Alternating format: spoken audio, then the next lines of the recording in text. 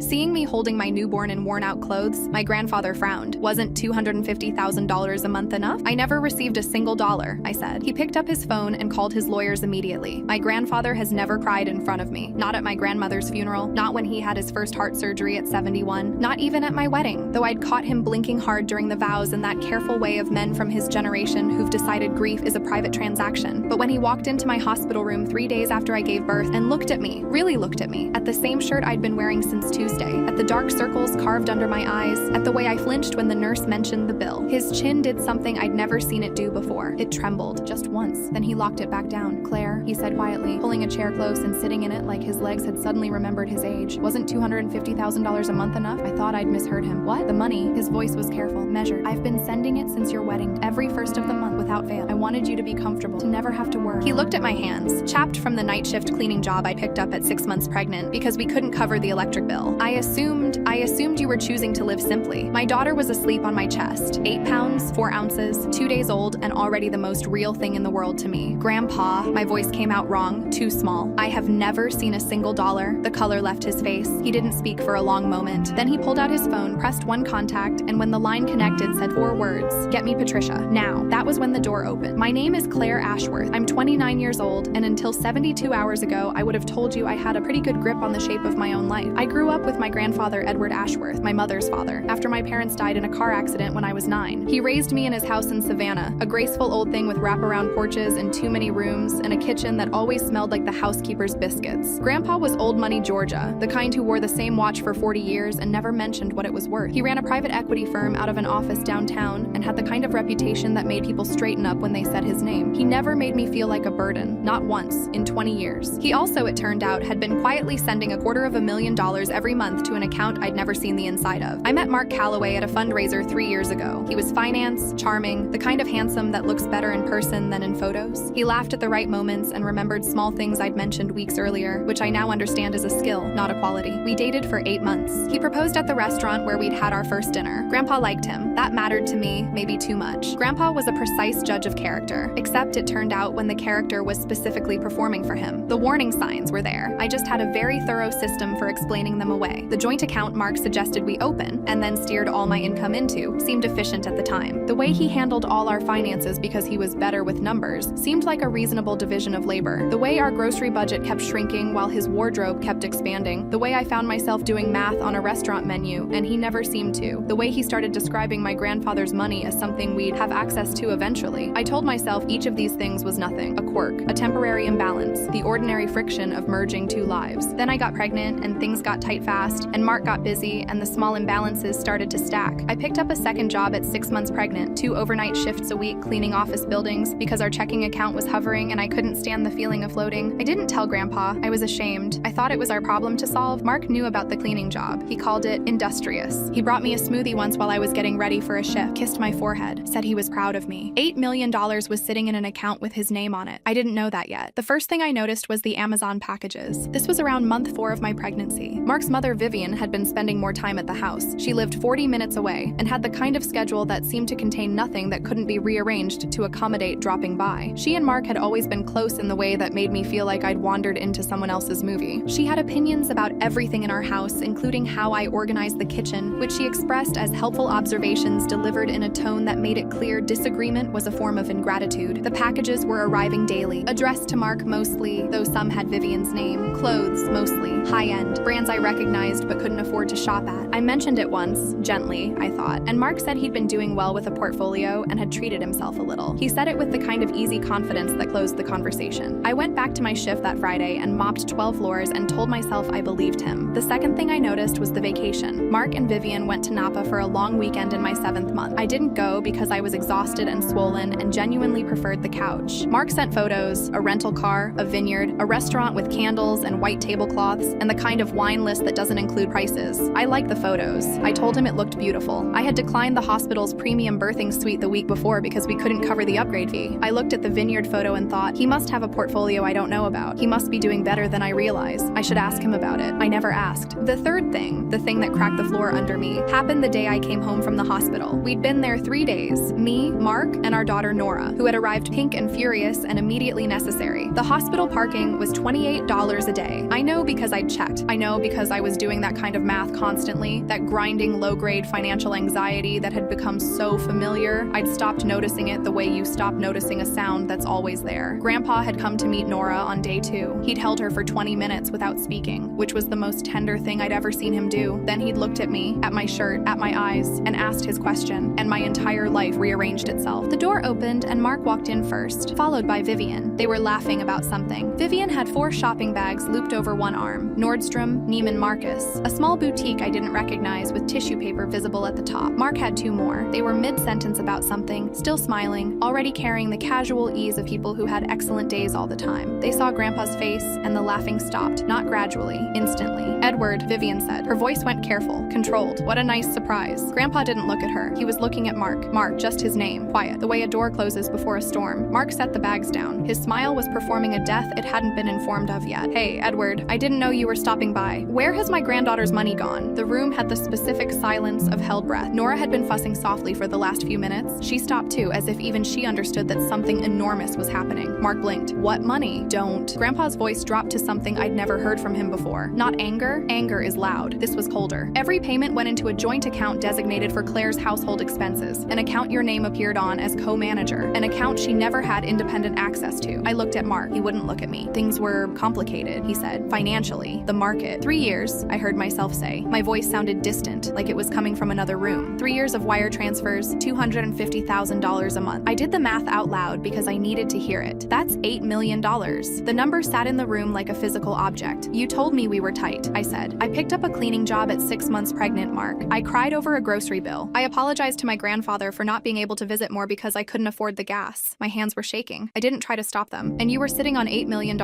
He finally looked at me, and what I saw in his face wasn't guilt. Not exactly. It was something worse. It was the look of someone recalculating. "You don't understand what it takes to maintain our position." "Whose position?" My voice cracked on the word. Vivian stepped forward. Her chin was lifted in the way she did when she was assembling her authority. "Mark's career requires a certain presentation. His network, his client entertainment, his career," Grandpa said, cutting her off with the precision of someone who has been cutting people off in boardrooms for 50 years, "is about to be the least of his problems." Mark dropped the performance. "Just let it fall." "Fine." His voice went flat and cold in a way I'd never heard before, like something underneath the charm had finally surfaced. "Fine. Yes, I used it because I earned it. You have no idea what I do, what I manage, what it takes to—" "Stop talking," Grandpa said. Mark stopped, just like that, like the command had short-circuited something. "Pack a bag," Grandpa said to me. He didn't raise his voice once. "You and Nora are coming home with me tonight. My attorneys will handle the rest." Vivian grabbed his arm. Her composure was fracturing. I could see it in her eyes, in the tendons of her neck. "Edward, please. You'll destroy him. He has a reputation, a career, people who depend on him. If you do this—" He looked down at her hand on his arm, then back at her face. "He robbed his pregnant wife," he said. "He can keep whatever reputation survives that." She let go. We were in Grandpa's house in Savannah by 11 p.m. My old bedroom was exactly as I'd left it when I got married. Same quilt, same lamp, same view of the oak tree I'd climbed approximately 9,000 times as a kid. I sat on the edge of the bed with Nora on my chest and felt the particular exhaustion of someone who has been holding an enormous thing without knowing it for a very long time. The next morning, Grandpa introduced me to Patricia Mercer. Patricia was 57, silver-haired, and had been Grandpa's lead attorney for 15 years. She wore charcoal suits and spoke with the focused economy of someone who billed by the hour and considered small talk a form of waste. She had a law degree from Yale and, Grandpa told me later, had never lost a civil fraud case. She sat across from me at Grandpa's dining room table with a folder thick enough to use as a weapon. "Tell me everything," she said. "Start at the beginning. Don't editorialize." I talked for 40 minutes. She took notes without looking up, asked 3 clarifying questions, and when I finished, said, "Good, now let me tell you what we already have." She opened the folder. 3 years of wire transfer records. Every payment, dated and time-stamped, flowing from Grandpa's account into the joint household account, and then, within 72 hours of each deposit, routed in partial amounts to a second account, a private account, Mark's name only, at a bank in Delaware. "We found it 6 days ago," Patricia said, "when your grandfather noticed some irregularities in the payment confirmations and called me." She turned a page. "There's also a third account, offshore, Cayman Islands. Approximately $1.2 million